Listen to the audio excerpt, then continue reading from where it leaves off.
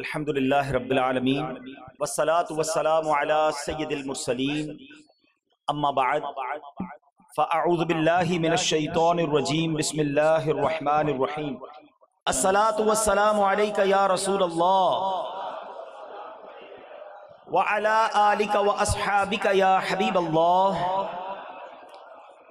الصلاة والسلام علیک یا نبی اللہ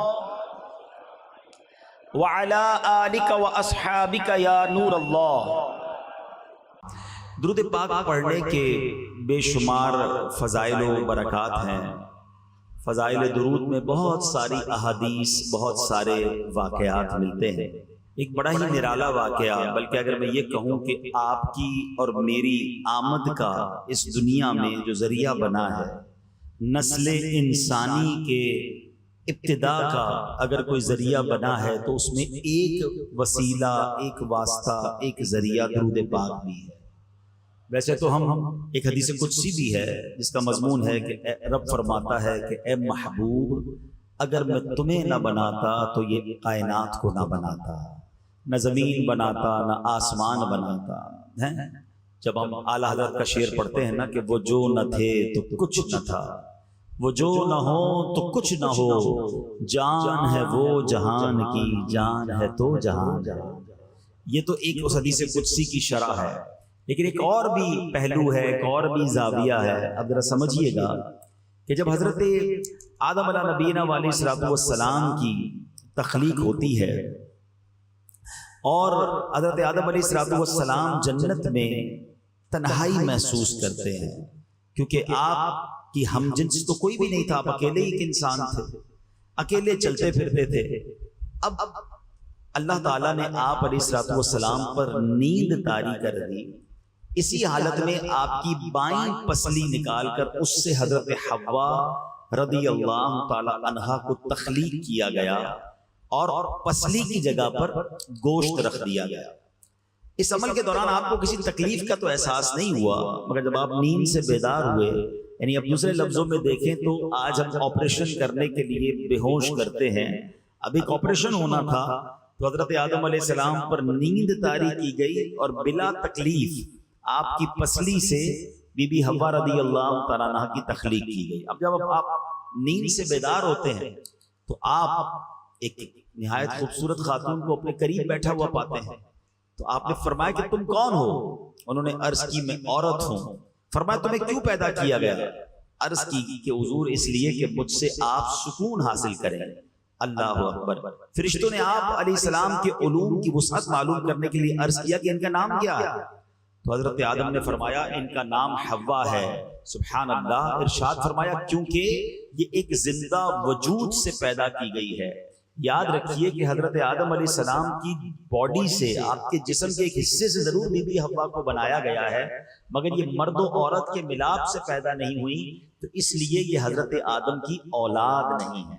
اچھا، جب آپ نے حضرت حوا کو دیکھا تو آپ کے دل میں خواہش پیدا ہوئی، تو آپ نے، فرشتوں نے عرض کی اے آدم، اگر آپ ان سے نکاح کرنا چاہتے ہیں تو ان کا مہر ادا کیجیے۔ اب اس زمانے میں تو کوئی روپیہ پیسہ تھا نہیں، اس طریقے سے کوئی کرنسی تھی نہیں۔ آپ نے کہا مہر کیا ہے اس کا؟ تو ارشاد ہوا کہ ان کا مہر یہ ہے کہ آپ ہمارے سردار جناب محمد مصطفیٰ صلی اللہ تعالی علیہ وسلم پر 3 یا 10 مرتبہ درود پاک پڑھیں۔ چنانچہ درود پاک کی برکت سے حضرت آدم اور حضرت حوا کا نکاح ہو گیا، اور سبحان اللہ جو اس کے بعد نسل انسانی چلتی ہے وہ اس نکاح کے بعد چلتی ہے۔ تو ہم کہہ سکتے ہیں کہ نبی پاک کا نام، میرے آقا کا ذکر، نبی پاک پر درود، یہ کمال کا وظیفہ ہے جو حضرت آدم اور حضرت حوا کے درمیان مہر بنتا ہے۔ سبحان اللہ، یہ کیسا وظیفہ ہے اگر کہا جائے کہ جب سے کائنات بنی ہے، جب سے درود و سلام کا سلسلہ ہے، اور سبحان اللہ آج ہمیں بھی یہ موقع دیا گیا ہے۔ ہمیں پتا ہے کہ ہماری زبانیں کتنی گندی ہیں، ہمیں معلوم ہے کہ ہم کتنے گناہ گار ہیں۔ سچی بات تو یہ ہے کہ ہم پر احسان کیا گیا ہے کہ ہمیں موقع دیا گیا ہے کہ جناب رسول اللہ صلی اللہ تعالی علیہ وسلم پر درود پاک پڑھ لیا کریں۔ آئیے مل کر محبت کے ساتھ با آواز بلند درود پاک پڑھ لیں۔ صلو علی الحبیب صلی اللہ تعالی علی محمد صلی اللہ علیہ وسلم۔ آیت درود جو قرآن میں ہم پڑھتے بھی ہیں سنتے بھی ہیں، شاید بچے کو یہ آیت یاد ہے، ان اللہ وملائکتہ یصلون علی النبی یا ایھا الذین آمنوا صلوا علیہ وسلموا تسلیما۔ ایک بار اور درود پاک، اللہم صل علی سیدنا و مولانا محمد عدد ما فی علم اللہ صلاۃ دائمۃ بدوام ملک اللہ۔ اب اس آیت میں بھی کیا حکم دیا گیا کہ بے شک اللہ اور اس کے فرشتے اس غیب بتانے والے نبی پر درود بھیجتے ہیں، تو اے ایمان والو تم بھی ان پر خوب درود اور سلام بھیجو۔ اب اگر اس حدیث اس آیت کے تحت بھی غور کیا جائے، علماء بیٹھے ہیں، یہاں یہ نہیں کہا کہ اللہ اور اس کے فرشتوں نے ایک بار درود بھیج دیا ہے اب اے مومنو تم بھی درود پڑھ دو۔ یہاں عربی کا لفظ لایا گیا یصلون، اور یصلون کا جو یوں سمجھیے کہ اگر اس کو سٹرکچرلی دیکھیں عربک میں تو اس کے معنی بنتا ہے کنٹینیو ورب، یعنی مسلسل کام ہونے والا ہے۔ تو سبحان اللہ، اس کا مطلب یہ ہوا کہ اللہ اور اس کے فرشتے جناب رسول اللہ پر مسلسل درود بھیج رہے ہیں، یہ کام جاری ہے۔ اچھا، یہ بات ضرور سمجھنی ہوگی کہ اللہ کا درود بھیجنا اور ہے، فرشتوں اور انسانوں کا درود بھیجنا اور ہے۔ اللہ کا درود بھیجنا یہ ہے کہ اللہ اپنی رحمتیں جناب رسول اللہ صلی اللہ علیہ وسلم پر نازل فرماتا ہے، اور فرشتے جب درود بھیجتے ہیں یا مومن درود بھیجتے ہیں مسلمان، تو ہم دعا کرتے ہیں کہ یا اللہ ہمارے آقا جناب رسول اللہ صلی اللہ علیہ وسلم پر اپنی رحمتوں کی بارش نازل فرما۔ اب بات یہ سمجھنی ہے کہ فرشتے کتنے ہیں جو رسول اللہ صلی اللہ علیہ وسلم پر درود بھیجتے ہیں۔ سب سے پہلے تو یہ سمجھنا ہوگا کہ فرشتے معصوم ہوتے ہیں، فرشتے گناہ نہیں کرتے۔ اللہ اکبر، ایسی معصوم زبانوں سے نبی پاک کی بارگاہ میں درود پاک کے تحفے جا رہے ہیں، مسلسل جا رہے ہیں، اور کتنے جا رہے ہیں کبھی سوچا آپ نے؟ مجھے کہا گیا مدینے شریف کے بارے میں بھی کچھ ذکر کر دیجئے گا، تو چلو مل کے مدینے چلتے ہیں۔ مدینہ کیسا شہر ہے، کیسا مبارک مقام ہے، روضہ رسول کا مرتبہ سمجھیے۔ روایتوں میں آتا ہے کہ صبح 70,000 فرشتے حاضری دیتے ہیں، پھر شام نبی پاک کی بارگاہ میں 70,000 فرشتے حاضری دیتے ہیں، اور جو ایک بار حاضری دیتا ہے اسے دوبارہ حاضری کا موقع نہیں ملتا۔ اللہ اکبر، یہ کیسی بات ہے کہ صرف 12 گھنٹے کی کم و بیش حاضری ملتی ہے۔ پہلے تو دربار مصطفیٰ کا مرتبہ سمجھیے کہ جہاں صبح 70,000 آتے ہیں، شام 70,000 فرشتے آتے ہیں اور آقا کی بارگاہ میں سلام پیش کرنے آتے ہیں، یہ تو مرتبہ دربار مصطفیٰ پتہ چل رہا ہے۔ مگر سوال یہ ہے کہ فرشتوں کو اتنی مختصر حاضری کا موقع کیوں اور دوبارہ کیوں نہیں ملتا؟ اللہ اکبر، بریلی کے تاجدار امام عشق و محبت کیا خوبصورت انداز میں سمجھاتے ہیں کہ یہ معمہ کیا ہے، یہ معاملہ کیا ہے۔ آپ کہتے ہیں 70,000 صبح ہو گئے، 70,000 شام، یوں بندگی زلف و رخ آٹھوں پہر کی ہے۔ وہ کہتے ہیں کہ صبح 70,000 آتے ہیں، شام 70,000 آتے ہیں، ان کی ڈیوٹیاں اسی طرح لگی ہوئی ہیں، اور کہتے ہیں جو ایک بار آئے دوبارہ نہ آئیں گے، کیوں؟ رخصت ہی بارگاہ سے بس اس قدر کی ہے۔ ان کے پاس اجازت ہی اتنی ہے، مگر سوال یہ ہے کہ یہ اجازت مختصر کیوں ہے؟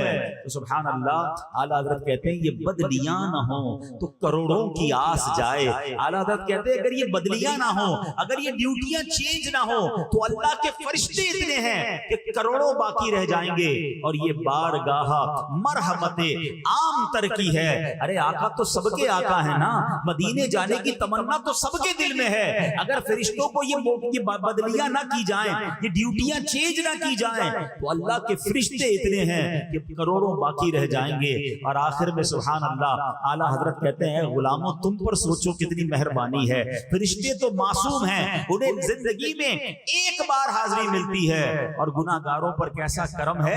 وہ فرماتے ہیں معصوموں کو تو عمر میں صرف ایک بار معصوموں کو تو عمر میں صرف ایک بار آسی پڑے رہیں تو صلاح عمر بھر کی ہے۔ مدینہ چھوڑ کے ہم آتے ہیں، آقا نہیں بھیجتے، ہم پڑے رہے تو وہاں سے تو صلاح عمر بھر کی ہے۔ خود نبی یہ بات فرماتے ہیں کہ تم میں سے جس سے ہو سکے وہ مدینے میں مرے، کہ جو مدینے میں مرے گا میں اس کی شفاعت کروں گا۔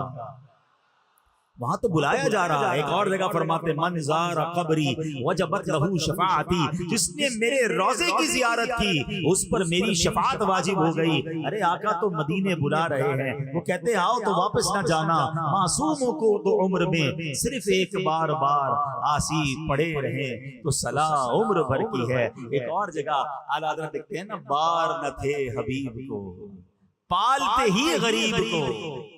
ہم آقا پر بوجھ تھوڑی تھے جو مدینہ چھوڑ کر آتے ہیں. اعلیٰ حضرت انہیں سمجھاتے کیوں چھوڑا ہے مدینہ, بار نہ تھے حبیب کو پالتے ہی غریب کو, روئیں جو اب نصیب کو چین کا ہو گوائے کیوں. ارے مدینہ چھوڑ کر آ کر بس پھر آنسو ہی رہ جاتے ہیں, پھر یادیں ہی رہ جاتی ہیں. تو بہرحال میرے پیارے اسلامی بھائیوں, ذکر مدینہ کے ساتھ ساتھ ایک بڑی خوبصورت کیلکولیشن بھی پتہ چل رہی ہے. ایک دن میں کتنے فرشتے حاضری دیتے ہیں؟ 1,40,000. نبی پاک کو دنیا سے پردہ فرمائے ہوئے کتنے سال ہو گئے؟ تقریباً 1450 سال ہو گئے ہیں. ٹھیک ہے, تقریباً 1400 سال. ایک دن میں 1,40,000, 10 دن میں کتنے ہو گئے؟ 14 لاکھ. ٹھیک ہے, ایک مہینے میں کتنے ہو گئے ہے کسی کا حساب؟ 42 لاکھ. ٹھیک ہے, ایک مہینے میں 42 لاکھ فرشتوں نے حاضری دی, اور ان فرشتوں نے حاضری دی جو دوبارہ نہیں آئیں گے. ٹھیک ہو گیا. ایک سال میں کتنے ہو جائیں گے؟ 10 سال میں کتنے ہو جائیں گے؟ 100 سال میں کتنے ہو جائیں گے؟ اور 1400 سال میں کتنے ہو جائیں گے؟ آپ کے کیلکولیٹر جواب دے جائیں گے, آپ کا کمپیوٹر جواب دے جائے گا. اچھا یہ تو دے چکے حاضری, سلسلہ تو روز جاری ہے نا, اور یہ حاضریاں کب تک ہوں گی؟ صبح قیامت تک. اس کیلکولیشن سے, اس عشق والی کیلکولیشن سے ایک بات سمجھنے کو یہ مل رہی ہے, اللہ کے فرشتے ہیں کتنے ہیں؟ قرآن پاک میں رب نے خود فرمایا کہ اللہ کے لشکروں کو اللہ کے سوا کوئی اور نہیں جانتا, ہم گن بھی نہیں سکتے. اب ذرا سوچئے کتنے فرشتے ہیں؟ انکاؤنٹیبل. اتنی تعداد, اربوں نہیں, خربوں نہیں, اس سے بھی زیادہ. لیکن ان تمام فرشتوں کی ڈیوٹی کیا ہے؟ ان اللہ وملائکتہ یصلون علی النبی. سمجھ رہے ہو بات؟ ان سب فرشتوں کو ایک کام پہ لگایا ہوا ہے کہ نبی پاک پر درود پڑھتے رہنا ہے, پڑھتے رہنا ہے. اب سوچئے میرے آقا کو ہمارے اور آپ کے درود کی حاجت نہیں ہے. ان کے دربار میں تو ہر لمحہ, ہر سیکنڈ کروڑوں اربوں خربوں وہ بھی فرشتوں کی زبان سے درود پہنچ رہے ہیں. ہمیں تو موقع دیا گیا ہے کہ اے غلاموں تم بھی درود پڑھ لو, تمہاری بھی بگڑی بنا دی جائے گی, تمہاری بھی جھولی بھر دی جائے گی. تو درود کی اہمیت سمجھیے. علماء بیٹھے ہیں, قرآن پاک میں بہت سارے احکام, رب نے فرمایا حکم دیا نماز پڑھو, زکوٰۃ دو, روزہ رکھو, حج کرو, بہت سارے احکام ہیں. کہیں یہ نہیں فرمایا کہ میں بھی یہ کام کرتا ہوں, فرشتے بھی کرتے ہیں, اے ایمان والو تم بھی شامل ہو جاؤ. یہ صرف درود پاک ہے جس کا یہ مقام ہے. اللہ کرے کہ بات سمجھ آ جائے اور درود پاک کی اہمیت سمجھ آ جائے. اللہ مجھے اور آپ کو کثرت سے درود پاک پڑھنے کی توفیق عطا فرمائے. ایک بار پھر بآواز بلند درود پاک, صلو علی الحبیب صلی اللہ تعالی علی محمد صلی اللہ علیہ وسلم. آج میں نے جو موضوع سوچا ہے, جو آج کے لحاظ سے میں نے, کیونکہ بات ہی حضرت آدم کی ہوئی ہے, حضرت حوا کی ہوئی ہے, تو آئیے چلتے ہیں اسی دور میں. اور اس دور میں بہت سارے واقعات ہوئے. حضرت آدم کو جب سجدہ کرنے کا حکم دیا گیا تو ایک بدبخت تھا جس نے سجدہ نہیں کیا. حالانکہ وہ پہلے سے بدبخت نہیں تھا, فرشتوں کا استاد بھی تھا, جنت کا خزانچی بھی تھا, ہزاروں سال عبادت بھی کی تھی, مگر شیطان مردود نے سجدہ نہیں کیا. اور نہ کرنے کی وجہ کیا بنی کہ اس نے کیا کہا کہ اے اللہ میں آدم کو کیوں سجدہ کروں, انا خیر من, میں اس سے بہتر ہوں. خلقتنی من نار وخلقتہ من طین, اے اللہ تو نے مجھے آگ سے بنایا ہے, اس کو مٹی سے بنایا ہے, میں اس سے بہتر ہوں. یعنی تکبر کیا, پراؤڈ کیا. تکبر کہتے ہی اس کو ہیں کہ بندہ اپنے آپ کو کسی سے برتر سمجھے اور کسی کو اپنے آپ سے معاذ اللہ کمتر یا ذلیل سمجھے. اس مردود نے جب تکبر کیا, سجدہ کرنے سے انکار کیا, تو اس کے بعد کیا ہوا؟ اس کے چہرے کا نور چھین لیا گیا, اسے مردود قرار دیا گیا, اور اللہ نے اسے جنت سے بھی نکال دیا اور اپنی دربار سے بھی نکال دیا. پتہ چلا کہ کائنات میں جو سب سے پہلے گناہ ہوئے ہیں نا, اس میں تکبر بھی ہے، اس میں حسد بھی ہے. شیطان مردود کو حسد بھی بڑا تھا، جبھی تو حضرت آدم کو سجدہ نہیں کیا نا. اب اس شیطان نے ایک اور گناہ کروایا حضرت آدم کی اولاد میں، اور یہ گناہ ہوا قابیل اور حابیل کے درمیان. حضرت آدم کے ہر بار یعنی بی بی حوا رضی اللہ تعالیٰ عنہ کے جب پریگننسی ہوتی تھی، حمل ہوتا تھا، تو ایک لڑکا پیدا ہوتا، ایک لڑکی پیدا ہوتی. اللہ کی شان دیکھیں، اللہ نے اس نسل انسانی کو کس اپنے حکمت بھرے انداز میں چلایا کہ ہر حمل میں ایک لڑکا پیدا ہوتا، ایک لڑکی پیدا ہوتی، اور جب اگلے حمل میں ایک اور لڑکا لڑکی پیدا ہوتی تو ان کا آپس میں نکاح ہو سکتا تھا. یعنی مثال کے طور پہ ایک باری میں جو لڑکا اور لڑکی پیدا ہوتے وہ بھائی بہن کہلاتے تھے، مگر اگلی باری میں جو لڑکا لڑکی پیدا ہوتے وہ ان کے بھائی بہن نہیں، اس حوالے سے نہیں ہوتے تھے کیونکہ ان کا نکاح جائز تھا، اور یہ اس زمانے کی شریعت میں جائز تھا، اور اس لیے ضروری تھا کہ اسی سے نسل انسانی نے آگے بڑھنا تھا. اب اللہ کی شان دیکھیں کہ حضرت آدم علیہ السلام کے جو دو بیٹے تھے قابیل اور حابیل، ان کے درمیان معاملہ کیا ہوا کہ حضرت آدم علیہ السلام نے جب قابیل اور حابیل، پہلے قابیل پیدا ہوتا ہے، اچھا قابیل کے ساتھ معاملہ یہ تھا کہ اس کے ساتھ جو لڑکی پیدا ہوئی اس کا نام جو تھا وہ اکلیما تھا، وہ بڑی خوبصورت تھی. حابیل کے ساتھ جو لڑکی پیدا ہوئی اس کا نام لیوزا تھا. اب جب دونوں بڑے ہو گئے تو اسی شریعت کے قانون کے مطابق حضرت آدم علیہ السلام نے قابیل سے کہا کہ تمہارا نکاح لیوزا سے ہوگا، اور حابیل کو کہا کہ تمہارا نکاح اکلیما سے ہوگا. قابیل کہتا ہے نہیں، میرا نکاح تو اکلیما سے ہونا چاہیے. حضرت آدم نے سمجھایا وہ تمہارے ساتھ پیدا ہوئی ہے، وہ تمہاری بہن ہے، تمہارا اس سے نکاح نہیں ہو سکتا. وہ کہتا ہے نہیں، یہ تو آپ کا بنایا ہوا اصول ہے نا، میں نے نکاح کرنا ہے تو اکلیما سے ہی کرنا. اب حضرت آدم علیہ نبینا علیہ السلام نے کہا اچھا ٹھیک ہے، ایسا کرو کہ تم دونوں بھائی اپنی اپنی قربانیاں پیش کرو، اللہ کی بارگاہ میں قربانی پیش کرتے ہیں، جس کی قربانی قبول ہو جائے گی ہم سمجھیں گے کہ اس کی بات مان لی گئی. اب کیا ہوا، اس زمانے میں صدقہ یا جو بھی پیش کیا جاتا تھا صدقہ، وہ قبول کیسے ہوتا تھا، قربانی کیسے قبول ہوتی تھی کہ آسمان سے آگ آتی تھی اور اس صدقے کو اس کو آگ لے کر چلی جاتی تھی. سرکار دو عالم علیہ السلام کی امت پر ایک اور مہربانی پتہ ہے کیا کی ہے؟ بہت ساری مہربانیوں میں ایک مہربانی یہ ہے کہ ہمارا صدقہ، ہماری قربانی ہم خود بھی استعمال کرتے ہیں، ہم آپس میں غریبوں میں بانٹ دیتے ہیں. ہماری قربانی کو آگ نہیں کھاتی، ورنہ پہلے جو بھی چیز پیش کی جاتی تھی وہ آگ لے جاتی تھی. سمجھ رہے بات کو؟ ہم آج کل کیا کرتے ہیں، صدقہ غریبوں میں بانٹ دیتے ہیں، رشتہ داروں میں بانٹ دیتے ہیں، قربانی کرتے ہیں، خود بھی کھاتے ہیں، دوسرے لوگ بھی کھاتے ہیں. ایسا نہیں تھا پہلے، یہ بھی اس امت پر مہربانی کی گئی ہے. تو بہرحال اب کیا ہوا کہ دونوں نے اپنی اپنی قربانی پیش کی. قابیل کھیتی باڑی کرتا تھا اور حابیل جو تھے وہ بکریاں چراتے تھے. تو قابیل اناج کا ایک ڈھیر اس نے رکھ دیا پہاڑ کے اوپر، اور حابیل نے ایک بکری جو تھی وہ رکھ دی. اب ایسا ہی ہوا کہ آگ آئی اور آگ آ کر بکری کو جو ہے وہ لے گئی اور قابیل کے گندم کو چھوڑ دیا گیا. اس کا مطلب یہ ہوا کہ حابیل کی قربانی قبول ہو گئی، اور حضرت آدم نے یہی فرمایا کہ اب اکلیما کا حقدار یہ ہے. اب یہ فیصلہ تو آپ نے سنا دیا، مگر اب قابیل جو بھائی تھا اس کے دل میں اپنے بھائی کے لیے حسد پیدا ہو گیا کہ یہ وہ لڑکی ہے جس سے مجھے شادی کرنی تھی، اس کو مل گئی.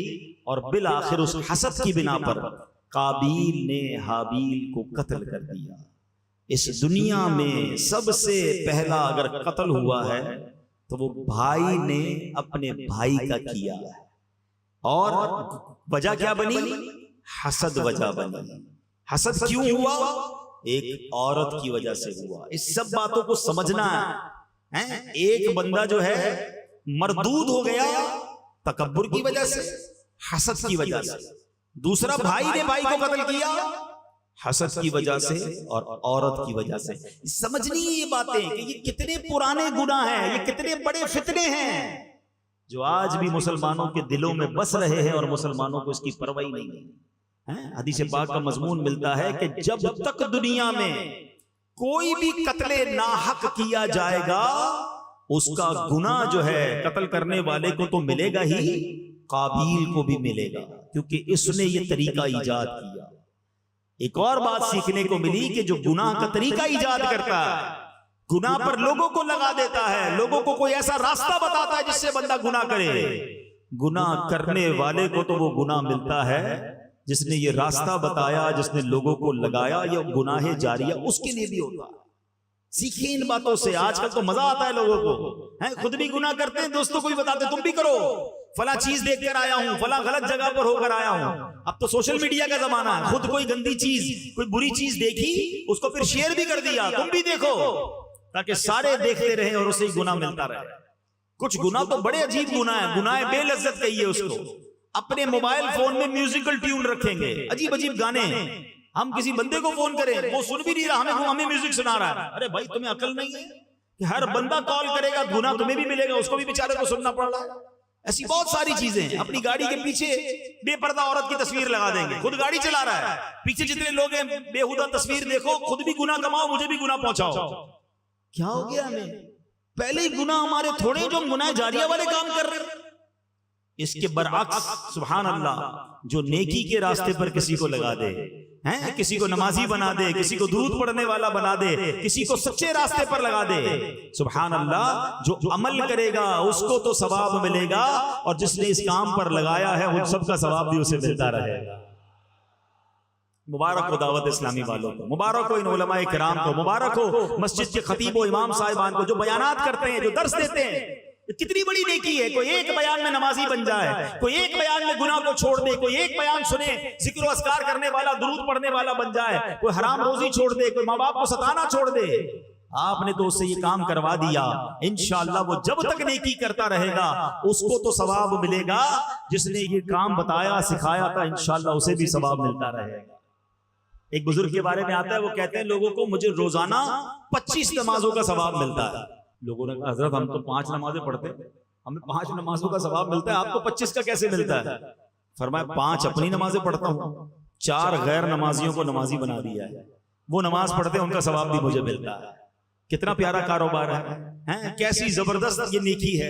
اللہ کرے یہ بات سمجھ آ جائے. دعوت اسلامی والے آپ کو بار بار کہتے ہیں نا مدنی قافلوں میں سفر کیا کریں, ہمارے ساتھ چلیں اجتماع کے اندر, یہ بہت اچھی نیکی ہے. سایہ جایا کریں ان کے ساتھ مدنی قافلوں میں. کبھی آپ کسی کو نماز کی دعوت دیں گے, کسی کو فجر کے لیے اٹھائیں گے, کسی کو انشاءاللہ اجتماع میں لائیں گے, ہمیں نہیں پتا, ہم کسی کو لے کر آ رہے ہیں, اور وہ جناب گناہوں کو چھوڑ دے, نیکیوں پر عمل کرنے والا بن جائے, آپ کے ثواب کا میٹر جاری ہو جائے گا. تو چلیں آج یہ نیت کر لیں کہ زندگی بھر انشاءاللہ گناہ جاریہ والے کام سے اپنے آپ کو بچائیں گے انشاءاللہ, اور کوشش کریں گے کہ صدقہ جاریہ والے کاموں میں حصہ ملائیں گے انشاءاللہ. تو اب کیا ہوا, قابیل نے حابیل کو قتل تو کر دیا, مگر جس کو پتا نہیں تھا لاش کو کرنا کیا ہے, اس وقت تک تو مرا ہی نہیں تھا نا. اب تو ہمیں پتا ہے کہ مرنے کے بعد دفنایا جاتا ہے, اس وقت تک تو دنیا میں کوئی مرا ہی نہیں تھا. اب اس نے کیا کیا, اپنے بھائی کی لاش کاندھے پر اٹھا کر کئی دنوں تک گھومتا رہا, کروں کیا اس لاش کا. تو پھر اللہ کی شان دیکھیں, قرآن پاک میں یہ واقعہ موجود ہے کہ اللہ کریم نے 2 کوے بھیجے, ان کی آپس میں لڑائی ہوئی اور ایک کوے نے دوسرے کوے کو مار دیا.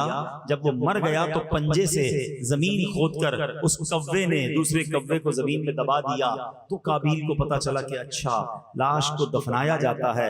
اب اس نے اپنے بھائی کو دفنایا, مگر اس کے چہرے کا نور چھن گیا, وہ بڑی عجیب و غریب آفت میں مبتلا ہوا, اور آخرکار وہ بھی دنیا سے چلا گیا. تو اے میرے پیارے اسلامی بھائیوں, جو بات میں سمجھانا چاہتا ہوں, جو میسج میں آج دینا چاہتا ہوں کہ ان 2 بڑی برائیوں سے اپنے آپ کو ہمیشہ بچائیے گا. ایک ہے تکبر اور ایک ہے حسد. یہ اتنی خطرناک بیماریاں ہیں جو انسان کو برباد کر دیتی ہیں. تکبر کرنے والوں کے بارے میں آتا ہے, بچپن سے ایک حدیث آپ نے بھی سنی ہے, میں نے بھی سنی ہے. حدیث پاک کا مضمون ہے کہ جس کے دل میں رائی کے دانے کے برابر تکبر ہوگا وہ جنت میں نہیں جائے گا. رائی کا دانہ کتنا ہوتا ہے؟ اتنا سا دانہ ہوتا ہے, جیسے سونف نہیں ہوتی, اتنا. مجھے بتاؤ اتنے دانے کے مطابق تکبر ہوگا وہ جنت میں نہیں جائے گا. جس کا پورا دل ہی تکبر سے بھرا ہوگا اس کا کیا حال ہوگا؟ شیطان نے ایک ہی بار تکبر کیا نا, کہا میں اس سے بہتر ہوں, انا خیر من. اور جو روز تکبر کرتا ہے اس نے ایک بار تکبر کیا وہ برباد ہو گیا, اور جو روز تکبر کر رہا ہے اس کا کیا حال ہوگا؟ تو پلیز اپنے آپ کو اس سے دور رکھیے. اور تکبر کیا ہے؟ کسی کو اپنے سے کمتر سمجھنا. اچھا بعض اوقات جب بھی تکبر کی بات ہوتی ہے نا تو ذہن میں بات یہ آتی ہے تکبر تو پیسے والے کرتے ہیں, ہم تو غریب لوگ ہیں. نہیں, یہ بھی شیطان کا بار ہے, ہمیں علم نہیں سیکھنے دیتا. تکبر یقیناً مالدار لوگ بھی کرتے ہیں, مگر علماء نے تکبر کے 8 اسباب لکھے ہیں. ہاں, اس میں سب سے پہلا سبب پتہ کیا ہے؟ وہ ہے علم. ہاں علم بھی تکبر لاتا ہے. کیوں؟ جب بندہ عالم بن جائے یا بہت ساری نالج آ جائے وہ دوسروں کو حقیر سمجھنے لگتا ہے. میرے پاس تو اتنا کچھ ہے، اس کو تو آتا ہی کچھ نہیں ہے. تو یہی تو تکبر ہے نا کہ اس کو کچھ نہیں آتا، مجھے سب آتا ہے. روایتوں میں آتا ہے من قال انا عالم فهو جاہل، جو اپنے آپ کو کہے کہ میں عالم ہوں، فرمایا وہ جاہل ہے. علم سیکھنا ہے مگر تکبر نہیں آنا چاہیے. دوسرا ریزن علماء نے لکھا عبادت بھی تکبر لاتی ہے. ہاں اب کوئی 5 وقت کا نمازی ہے، تہجد گزار ہے، بہت اچھی بات ہے، لیکن اگر وہ دوسروں کو سمجھ رہا ہے کہ دیکھو یار یہ تو کچھ پڑھتے ہی نہیں، میں 5 ٹائم کی نماز پڑھتا ہوں، یہ تو صرف جمعے کی نماز پڑھتا ہے، اس کو تو آتا جاتا کچھ نہیں، تو کہیں ایسا نہ ہو کہ آپ کی ساری عبادت برباد کر دی جائے. یہ بات یاد رکھیے. وہ ایک واقعہ ہے نا کہ ایک بزرگ اپنے بیٹے کے ساتھ کہیں سفر پر جا رہے تھے. رات ہوئی، تہجد کا وقت ہوا، باپ بیٹے نے اٹھ کر تہجد پڑھی. سارے قافلے والے سو رہے تھے، صرف باپ بیٹے اٹھے تہجد پڑھنے کے لیے. تو بیٹا والد صاحب سے کہتا ہے ابا جان یہ کیسے لوگ ہیں، سارے سو رہے ہیں، کوئی نہیں اٹھا تہجد پڑھنے کے لیے. تو بیٹا والد صاحب کہتے ہیں بیٹا تو بھی سویا رہتا تو ہی ٹھیک تھا. بات بڑی پتے کی ہے. تہجد پڑھ کر اگر دوسروں کو حقیر جاننا ہے تو بہتر تھا تو بھی نہ پڑھتا تہجد. عبادت ضرور کرنی ہے مگر کسی کو حقیر نہیں جاننا. پھر مالدار پیسے ہوتے ہیں تو غریب سے تکبر کر رہے ہوتے ہیں. خوبصورتی بھی تکبر لاتی ہے. بندہ کہتا ہے میں خوبصورت، اس کا رنگ سانولا. طاقت تکبر لاتی ہے. میری باڈی اتنی مضبوط، میری اتنی طاقت، یہ بیچارہ کمزور، یہ میرے سامنے کیا کرے گا. اقتدار تکبر لاتا ہے. کسی کو سیٹ مل جائے وہ سمجھتا ہے باقی کی حیثیت ہی کوئی نہیں، مسل کے رکھ دوں گا. یہ اقتدار پر، دولت پر، خوبصورتی پر، طاقت پر تکبر کرنے والوں کبھی اترانا نہیں. رب جب چاہے یہ سب واپس لے سکتا.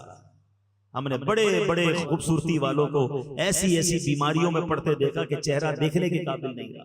بڑے بڑے طاقتور پہلوانوں کو بستر پر پڑتے دیکھا کہ اپنے پیروں پہ کھڑے نہیں ہو سکتے. بڑے بڑے مالداروں کو راتوں رات کنگال ہوتے دیکھا ہے. بزرگوں سے پوچھو یہ جن کی زندگی گزری انہوں نے دیکھے ہوں گے ایسے کہ زکات دینے والا دنوں کے اندر زکات لینے والا بن جاتا ہے. کبھی بھی اترانا نہیں ہے. ہاں وَتُعِزُّ مَن تَشَاءُ وَتُذِلُّ مَن تَشَاءُ بِيَدِكَ الْخَيْرُ. جب بھی اللہ نے کوئی نعمت دینا اللہ سر جھکا رہے، عاجزی کہ اللہ تیری مہربانی، مجھ جیسے گناہگار کو تو نے مال دے دیا، مجھ جیسے خطاکار کو اتنی اچھی شکل دی، مجھ جیسے خطاکار کو اتنا بڑا نام شہرت دے دی. تکبر نہیں کہ دانا خاک میں مل کر گلے گلزار ہوتا. اترانے والا، گھمنڈ کرنے والا بربادی ہوتا ہے. اللہ کرے یہ بات سمجھ آ جائے کہ تکبر اس کائنات میں ہونے والے سب سے اولین گناہوں میں سے گناہ ہے اور اس کا نتیجہ بربادی ہے. روایتوں میں آتا ہے تکبر کرنے والے کو قیامت کی دن چوٹیوں کی شکل میں لایا جائے گا اور لوگ ان کے اوپر سے چلتے ہوئے گزر رہے ہوں گے. یہ جو بڑے بڑے تکبر کرتے نا، غریب آدمی کو قریب نہیں آنے دیتے، کبھی بھی نہ کیجیے گا ایسے. بلکہ مشورہ دوں گا کہ جس کو کوئی منہ نہ لگائے، جس کو کوئی قریب نہ بٹھائے، آپ اس کو اپنے قریب بٹھایا کریں، پیار دیا کریں. انشاءاللہ اس کی دعا لگ گئی تو تمہارا بیڑا پار ہو جائے. ہاں بعض اوقات مسجد کے خادم سے کوئی ہاتھ نہیں ملاتا. ہمارے دفتر میں کوئی چوکیدار ہو جو بیچارہ سب کا دروازہ کھول رہا ہے، اس کو سلام ہی نہیں کرتا. رک جائیں، پہلے اس کو سلام کریں. مسجد کے خادم کو کبھی سینے لگا لیں. سچی بتاؤں کبھی کبھی تو ایسے لوگ رو پڑتے ہیں کیونکہ ان کو کتنا عرصہ ہوا کسی نے طبیعت بھی نہیں پوچھی ہوتی ہے، سینے بھی کوئی نہیں لگاتا ہے انہیں. کبھی کبھی آپ نے دیکھا ہوگا نمازیوں میں کوئی ایسا بندہ ہوتا ہے جس کے بیچارے کے ہاتھ پیر ٹھیک نہیں ہوتے، معذور نہیں ہوتے. جس طرح کبھی کبھی ان کی رال بھی ٹپک رہی ہوتی ہے، ہاتھ پیر بھی ٹیڑھے ہوتے ہیں، وہ چل بھی صحیح نہیں پا رہے ہوتے ہیں. مسجد میں ہاتھ بھی کوئی نہیں ملاتا، اگر اس سے ہاتھ ملاؤں گا تو میرا ہاتھ گندا ہو جائے گا. نہیں نہیں نہیں، یہ لاٹری ہے بندہ، میں صحیح بتا رہا ہوں. جا کر اس کو سینے لگا لو، اس سے دعائیں لے لو، کیونکہ شاید کئی مہینوں سے کسی نے اس کو سلام نہیں کیا ہوگا. یہ رو پڑے گا تمہارے سامنے، لیکن کیا پتا اس کے دل سے ایسی دعا نکلے گی کہ تمہارے کتنے بگڑے کام سنور جائے. نبی پاک اپنے غلاموں کے گھر جاتے تھے، پیارے آقا غلاموں کو ساتھ بٹھا کے کھانا کھلاتے، اپنی سواری پر اپنے غلاموں کو بٹھاتے تھے. ہم کہتے ہیں میرا ملازم میرے ساتھ بیٹھ کر کھانا کھائے گا، میری آپ کی اوقات کیا ہے؟ اگر آج جو دیا ہے وہ رب نے دیا ہے، کبھی اترانا نہیں. انشاءاللہ آپ عاجزی کر کے دیکھیں، اللہ آپ کی عزتوں میں اور اضافہ فرمائے گا. اور جو دوسرا گناہ ہے حسد، اللہ اکبر، یہ تو ایسا دلوں میں بس گیا ہے. بھائی کو بھائی سے، بہن کو بہن سے، دوست کو دوست سے حسد ہو گیا. کہتا کوئی نہیں ہے مگر دل میں پال کے بیٹھے ہیں. حسد کیا ہے؟ What is the definition of jealousy؟ ذرا یہ بھی سمجھ لو. حسد کہتے ہیں کہ بندہ کسی کی نعمت دیکھ کر یہ تمنا کرے کہ یہ نعمت اس سے چھن جائے اور مجھے مل جائے. اور اگر مجھے نہ ملے تو کم از کم اس کی تو برباد ہو جائے. اب آپ سوچیں اس کا دل کتنا گندا ہے کہ کسی اپنے مسلمان بھائی کی نعمت دیکھ کر اسے تکلیف ہو رہی ہے. اچھا اس میں پتہ یہ کتنا بڑا گناہ ہے. حدیث پاک میں آیا کہ حسد وہ بیماری، حدیث کا مضمون ہے، جو ایمان کو مونڈنے والی بیماری ہے. حسد ایمان کو ایسے برباد کرتا ہے جیسے سرکہ جو ہے وہ شہد کو برباد کرتا ہے. سرکے کو شہد میں ڈالے شہد خراب ہو جائے. فرمایا ایمان ایسے خراب ہو جائے گا جس کے دل میں حسد ہوگا. اللہ اکبر. فرمایا حسد نیکیوں کو ایسے کھا جاتا ہے جیسے آگ لکڑیوں کو کھا جاتی ہے. سردیوں میں لکڑیاں جلاتے ہو نا، کیا ہوتا ہے تھوڑی دیر کے بعد؟ لکڑیاں ختم، خاک. فرمایا نیکیاں ایسے جل کر ختم ہو جاتی ہیں. کتنی بڑی بے وقوفی ہے کہ میں روزے بھی رکھوں، نماز بھی پڑھوں، تلاوت بھی کروں، اور اس کے بعد حسد کر کے اپنی نیکیوں کو خود ہی آگ لگا دوں. اور آج یہی ہو رہا ہے. اب آپ کہیں گے نہیں جناب مولانا صاحب آپ بات تو صحیح کر رہے ہیں مگر میں تو حسد نہیں کرتا.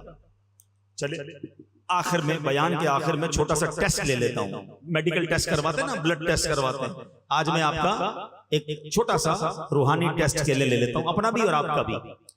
چیک کیجئے. پہلے تو یہ یاد رکھیے حسد ہوتا کس سے؟ حسد کبھی بھی اس بندے سے نہیں ہوتا ہے جس کو آپ جانتے نہیں ہیں. ایسا نہیں ہوگا کہ ملیر میں رہنے والے کو برازیل میں رہنے والے سے حسد ہو جائے جس کو جانتا ہی نہیں ہے. حسد نارملی آپ کے رشتہ دار میں سے آپ کو ہوگا، آپ کے دوستوں میں سے آپ کو حسد ہو جائے گا، یا آپ جیسا کام کرنے والوں سے حسد ہو جائے گا. اتنا مردود ہے شیطان کہ عام مسلمانوں کو تو حسد کرواتا ہی کرواتا ہے، نیک لوگوں کو بھی حسد کروا دیتا ہے. نعت خواہ کو نعت خواہ سے حسد کروا دے گا اگر جس کے دل میں آ جائے. قاری صاحب کو قاری صاحب سے حسد ہو جائے گا. اچھا بیان کرنے والے کو دوسرے بیان کرنے والے سے حسد، کیونکہ یہ کیوں آگے بڑھ رہا ہے، اس کا نام کیوں ہو رہا ہے. ٹھیک ہے، تو اب پہلے چیک کیجئے کہ آپ کے دوستوں میں سے، رشتہ داروں میں سے، یا آپ جیسا کام کرنے والوں میں کوئی بندہ ایسا ہے. یہ پہلا ٹیسٹ دے رہا ہوں، پہلا سوال. کوئی ایسا ہے کہ جب بھی اس کو کوئی نعمت ملتی ہے آپ کو تکلیف ہوتی ہے؟ کوئی آ کر بتاتا ہے بھائی پتہ چلا اس نے نیا گھر لے لیا، اچھا ایک اور گھر بنا لیا، بھائی اس نے نئی موٹر سائیکل لی ہے. اچھا اس کے سامنے بولیں گے ماشاءاللہ ماشاءاللہ، اندر تکلیف ہو رہی ہے. اچھا ایک نئی موٹر سائیکل، نیا موبائل لے لیا، اور ترقی ہو گئی اس کی نعمت بڑھتی ہے. اور اگر آپ کو تکلیف ہوتی ہے تو اس کا مطلب آپ کے دل میں کہیں حسد تو نہیں آ گیا. پہلا ٹیسٹ. دوسرا ٹیسٹ. کوئی ایسا ہے دنیا میں کہ جب بھی اس کی تعریف آپ کے سامنے کی جائے، یار وہ آدمی بہت اچھا ہے، یار کمال، یار کتنا مشہور ہو گیا، بھائی اس کی آواز بہت اچھی ہے، اس کا کاروبار بہت بڑھ گیا، اس کی تعریف ہوتی ہے تو آپ کو درد ہونا شروع ہو جاتا ہے. یار کوئی اور بات کرو نا، اس کا ذکر کیوں کر رہے ہو؟ ہم اس کا موضوع چینج کروانے کی کوشش کرتے ہیں کیونکہ اس کی تعریف اچھی نہیں لگ رہی. چیک کیجئے اپنے دل کو کہ مسلمان کی تعریف آپ کو اچھی کیوں نہیں لگ رہی ہے. اس کا مطلب کچھ یہاں گڑبڑ ہے. تیسرا ٹیسٹ. کوئی ایسا ہے کہ جب اس کا نقصان ہوتا ہے، وہ بدنام ہوتا ہے، اس کے بارے میں کوئی بری بات سامنے آتی ہے تو آپ کو مزہ آنے لگتا ہے، اوہ یہی تو میں چاہتا تھا، یہ برباد ہو جائے. مثال کے طور پہ کوئی آ کر بتاتا ہے یار پتہ چلا اس کی گوڈاؤن میں آگ لگ گئی، اچھا سامنے تو کیا کہیں گے، اوہ ہو بہت افسوس ہوا، دل میں لڈو پھوٹ رہے ہیں، میں تو چاہتا ہی تھا برباد ہو جائے. سوچے اتنا گندا ہو گیا میرا دل کہ کسی مسلمان کے نقصان پہ خوش ہو رہا ہے، کسی مسلمان کی نعمت پر مجھے تکلیف ہو رہی ہے. کیا ہوتا ہے ساتھ رہتے ہیں تو دوست کہہ رہے ہیں یار بھائی جان نیا گھر لیا ہے، ذرا گھر میں نیا فرنیچر بھی لگا ہے، آئیے نا گھر دکھاتا ہوں. خوشی خوشی جائیں گے، بریانی بھی کھا کر آئیں گے، اور باہر نکل کر کہیں گے 2 نمبر کے پیسوں سے گھر بنایا. ارے ابھی تو کھانا کھا کے آیا اس کا. اچھا کوئی کہ یار نئی موٹر سائیکل لی ہے، نئی گاڑی، بھائی مٹھائی تو کھلاؤ، آئس کریم تو کھلاؤ، آئس کریم بھی کھا لیں گے، بولے سود کے پیسوں سے گاڑی لی ہے. یعنی اس کی نعمت ہو رہی ہے اور تمہیں تکلیف ہو رہی ہے. کیوں؟ کسی کی نوکری بڑھ جائے، کسی کو ویزا لگ جائے، کوئی حج پہ جانے والوں سے حسد کر رہے ہوتے ہیں، حالانکہ حج تو ہے ہی بلاوے کا، اس کو اللہ نے بلایا، تکلیف تمہیں کیوں ہو رہی ہے؟ جناب اتنے الٹے کام کرتا ہے اور دیکھو حج پہ جا رہا ہے، پتہ نہیں کدھر سے پیسے جمع کیے. وہ جانے، اس کا رب جانے، تم کون ہوتے ہو؟ حسد کو پتہ ہے خطرناک گناہ کیوں کہا گیا، کبیرہ گناہ کیوں کہا گیا؟ یہ ایکچولی اللہ پر اعتراض ہے، اللہ کی تقسیم پر اعتراض ہے. ہاں مجھے بتائیے عزت دینے والا کون ہے؟ زور سے کہیں گے عزت دینے والا کون ہے؟ شہرت دینے والا کون ہے؟ دولت دینے والا کون ہے؟ خوبصورت بنانے والا کون ہے؟ عزت دینے والا کون ہے؟ جب دینے والا سب اللہ ہے تو تمہیں کیا پرابلم ہے؟ اللہ دے رہا ہے نا اس کو، عزت دے رہا ہے، شہرت دے رہا ہے، دولت دے رہا ہے، اللہ نے اس کو حسن دیا ہے، اللہ نے اس کو آواز دی ہے. تمہیں پرابلم یہ ہے کہ اللہ نے اس کو کیوں دیا، مجھے کیوں نہیں دیا؟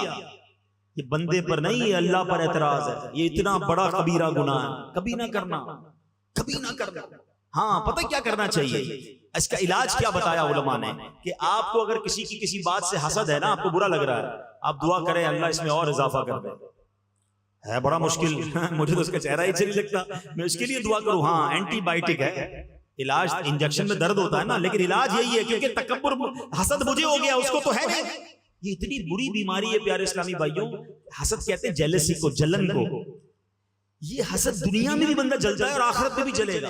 اس کو نیند نہیں آتی. ہمیں کئی لوگ ملتے ہیں، پرچیاں آتی ہیں حضرت دعا کر دیں، نیند نہیں آتی. جس کو سکون کی نیند نہیں آتی نا، میں آج آپ سے ایک سوال کرتا ہوں، چیک کر لو کسی کا حسد تو نہیں پال لیا، کسی کے بارے میں بدگمانی تو دل میں نہیں آ گئی ہے. تمہارا دماغ سوچتا ہی رہے گا اس کے بارے میں، وہ ترقی کرتا جائے گا، تمہاری نیند اڑتی جائے گی، تمہاری جلن بڑھتی جائے گی. کیوں کر رہے ہو اپنے آپ کو پریشان؟ اللہ دے رہا ہے اسے.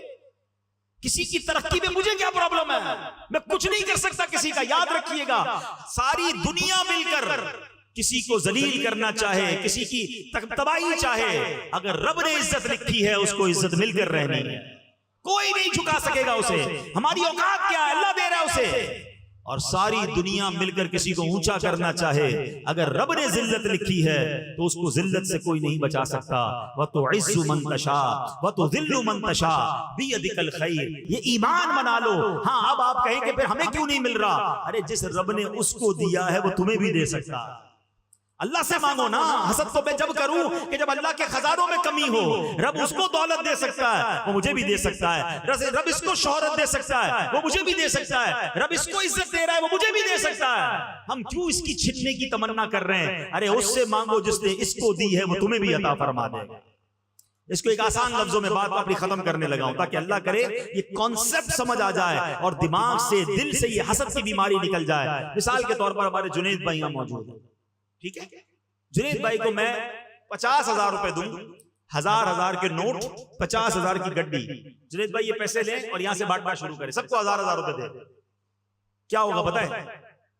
جیسے جنید بھائی بانٹنے لگیں گے نا، تھوڑی دیر کے بعد یہاں والے بندے اٹھیں گے اور آگے بڑھیں گے کہ میں جنید بھائی سے فوراً لے لوں، کیونکہ عبدالحبیب بھائی نے کہا تھا 50,000 ہیں اور بندہ تو ادھر کئی 100 بیٹھے ہوئے ہیں. یہ 50 کے بعد تو نوٹ ختم ہو جائیں گے. جنید بھائی بانٹیں گے اور ہماری باری نہیں آئے گی تو کچھ لوگ آگے بڑھیں گے اور جنید بھائی کے ہاتھ سے چھیننے کی کوشش کریں گے کہ 50,000 ختم ہونے سے پہلے ہمیں بھی مل جائیں. ایسا ہی ہے نا، کیونکہ ہمیں یہ خوف ہوگا کہ ان کے پاس تو ہیں 50,000. سبحان اللہ. اب بات ذرا سمجھ لو، جنید بھائی کے پاس 50,000 تھے جو ختم ہو جائیں گے، اس لیے ادھر والوں کو ٹینشن ہونا سمجھ آتا ہے. میرے رب کے خزانے نہ ختم ہونے والے ہیں، اس کے کرم کے خزانے ختم ہونے والے نہیں ہیں. وہ اگر کسی کو بانٹ رہا ہے تو تمہیں کیا ٹینشن ہے؟ اس رب سے کہو نا یا اللہ اس کو اور دے دے اور مجھ گناہگار پر بھی کرم فرما دے، مجھے بھی دے دے. حسد کیوں کروں میں؟ اللہ کے خزانے بھرے ہوئے ہیں. ہم حسد کر کے اپنے ہی نقصان کر رہے ہیں، اللہ کو اور ناراض بھی کر رہے ہیں. حسد کرنے والے کو نہیں ملتا، سب کا بھلا سوچنے والے کا بھی بھلا ہو جاتا ہے. ایک جملہ آج یاد کر جاؤ، انشاءاللہ زندگی پرسکون ہو جائے گی. بزرگان دین سے سنا تھا، سب کا بھلا سب کی خیر، سب کے بھلے میں اپنی خیر. مل کے دوہرا لو، سب کا بھلا سب کی خیر، سب کے بھلے میں اپنی خیر. بھلا سوچو. آپ کو کوئی آ کر کہے نا ارے بھائی اس نے نیا گھر بنایا، اللہ اس کو اور دے. کوئی کہے یار اس کی عزت بہت بڑھ گئی، ہمارے ملیر میں رہتا تھا، محلے میں کوئی نہیں جانتا تھا، آج سوری دنیا میں لوگ اس کو جانتے ہیں. یا اللہ اس کی عزت میں اور اضافہ کر، اے اللہ اس کی دولت میں اور اضافہ. سب کا بھلا سوچو یار، حسد کیوں کرنا ہے؟ اور اللہ سے مانگو اے اللہ مجھے بھی دے دے. جب آپ کا دل صاف ہو جائے گا نا تو سبحان اللہ یہ دل اللہ کی رحمت سے نور علی نور ہو جائے گا. اللہ کرے آج کے اس بیان میں ان 2 بلاؤں سے ہم بچنے میں کامیاب ہو جائیں. تکبر کو کبھی قریب مت آنے دینا، عاجزی کا پیکر بننا. میرے آقا تو وہ ہیں، سر عرش پر ہے تیری گزر، دل فرش پر ہے تیری نظر، ملکوت و ملک میں کوئی شے نہیں وہ جو تجھ پہ عیاں نہیں. اتنا بڑا مرتبہ ہے کہ جب آپ جنت میں جاتے ہیں تو جنت سجائی جاتی ہے، آپ کو مہمان بنایا جاتا ہے. حضرت جبریل امین آ کر آپ کے قدموں کو بوسہ دے کر آپ کو براق کی سواری پر بٹھا کر معراج کو لے جاتے ہیں. یہ مرتبہ ہے جناب رسول اللہ کا. مگر سبحان اللہ عاجزی کا عالم یہ ہے کہ کبھی جو کی موٹی روٹی تو کبھی کھجور پانی. تیرا ایسا سادہ کھانا مدنی مدینے والے ہے چٹائی کا بچھونا, کبھی خاک کہیں پہ سونا کبھی ہاتھ کا سرہانا. مدنی مدینے والے تیری سادگی پہ لاکھوں, تیری عاجزی پہ لاکھوں ہو سلام عاجزانہ. مدنی مدینے والے اتنا بڑا مرتبہ ہو کر اپنے غلاموں کے ساتھ بیٹھ کر کھانا کھاتے, ان کو اپنی سواری پر سوار کرتے.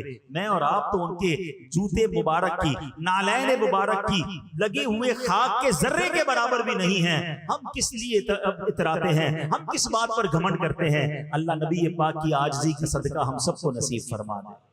اور پھر حسد کو قریب نہیں آنے دیں. آپ پرسکون ہو جاؤ گے. آپ کسی کا حسد کر کے بگاڑ نہیں سکتے. یاد رکھیے گا جس سے حسد ہے نا آپ کو, اس کا کچھ نہیں جاتا, جاتا ہمارا ہی ہے. بیڑا غرق ہمارا ہی ہو رہا ہے. ٹینشن میں ہم ہی ہیں, تو کیوں بانٹوں میں یہ بیماری؟ نیکیاں الگ برباد ہو رہی ہیں, زندگی الگ بے سکون ہو رہی ہے.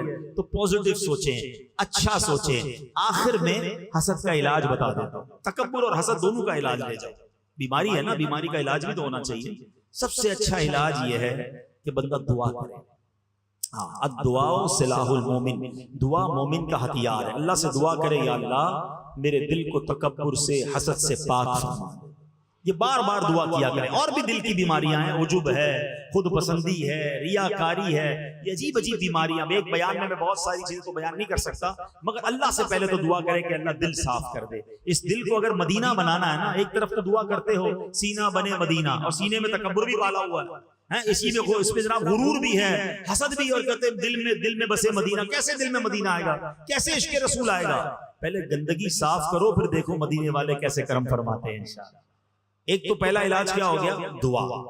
دوسرا حسد کا علاج ہے کہ جس بندے سے حسد ہوا ہے پہلے تو چیک کر لو. اس کو بتانا نہیں, ہاں اس کو بتانا نہیں ہے. پتہ چل جائے گا آپ کو کہ مجھے کس سے پرابلم ہے, پتہ چل جائے نا, آپ اس کے لیے دعا کرنا شروع کر دیں. یہ تھوڑا سا مشکل ہے, آپ کو تکلیف ہوگی شروع میں. اچھا, جس چیز سے حسد ہے نا اسی چیز کی دعا کریں. کہ آپ کو اس کی دولت سے تکلیف ہوتی ہے, یا اللہ اس کے مال میں اور برکت دے دے. کسی کی شہرت سے تکلیف ہے, اللہ اس کی شہرت میں اور اضافہ کر دے. کسی کے حسن سے تکلیف ہے, یا اللہ اس کے حسن میں اور برکت دے دے. تو آپ کہیں گے یار کیسی بات کر رہے ہو مولانا صاحب, بندہ ہی اچھا نہیں لگتا, کیسے دعا کروں گا؟ ہاں دعا کرو گے تو تکلیف ہوگی, مگر ایک وقت آئے گا کہ آپ کا دل جب صاف ہو جائے گا نا, کوئی آ کر کہے گا یار اس کی دولت میں اور اضافہ ہو گیا. آپ کہیں گے میں بھی تو دعا کرتا ہوں, اضافہ تو ہونا ہی تھا, ہے نا, دل صاف ہو جائے گا. تیسرا حدیث پاک میں آتا ہے تحفہ دو محبت بڑھے گی. جس سے حسد ہو گیا نا, اس کے پاس جا کر اچھے طریقے سے ملاقات کر کے اس کو کوئی تحفہ پیش کریں, عطر دے دیں, سوٹ دے دیں, جو بھی آپ بہتر سمجھتے ہیں. یہ بھی مشکل ہے, بندے کا چہرہ اچھا نہیں لگ رہا, اس کو تحفہ دوں. اس کو پرابلم نہیں, پرابلم میرے دل میں, مجھے بیماری دور کرنی ہے تو جا کے تحفہ دو تاکہ حسد دور ہو جائے. ہاں مگر ایک غلطی مت کرنا کہ جا کر کہنا بھائی گیا تھا بیان سننے, انہوں نے بتایا جس سے حسد ہو جائے اس کو تحفہ دو, اس لیے تم سے حسد ہو گیا تھا تو تحفہ لے کر اور گڑبڑ ہو جائے گی. اس کو بتانا نہیں ہے, بغیر بتائے تحفہ دیں تاکہ محبت ہو, دل مل جائیں اور میرا دل صاف ہو جائے. الحمدللہ دعوت اسلامی کے پیارے ماحول میں ایسی پیاری باتیں سکھائی جاتی ہیں. ہمیں جسمانی امراض کے ساتھ ساتھ جو باطنی امراض ہیں اس کا علم اور اس سے بچنے کا بھی درس دیا جاتا ہے. دعوت اسلامی کے مدنی ماحول سے وابستہ ہوں, اجتماعات میں آتے رہیں, مدنی قافلوں میں سفر کریں تو انشاءاللہ یہ دل بھی صاف ہونے لگ جائے گا.